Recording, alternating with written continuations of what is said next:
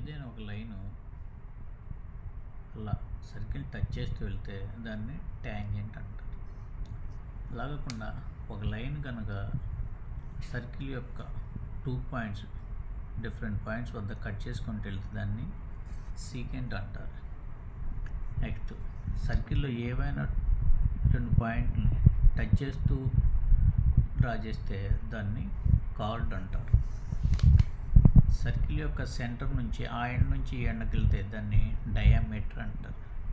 Circle యొక్క centre నుంచి ఒక ఎండ్ వరకు ఉంటే దాన్ని రేడియస్ అంటారు. సెంటర్ నుంచి ఇలా కనుక తీసుకుంటే దీన్ని సెక్టార్ అంటారు. దీన్ని మైనర్ సెక్టార్ అంటారు, ఇదంతా మేజర్ సెక్టార్ అంటారు.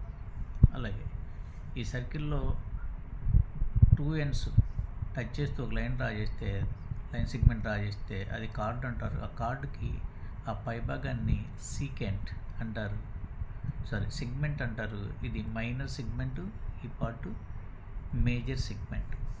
ఇక్కడ నుంచి ఇక్కడ వరకు ఉండే ఈ భాగాన్ని ఆర్క్ అంటారు.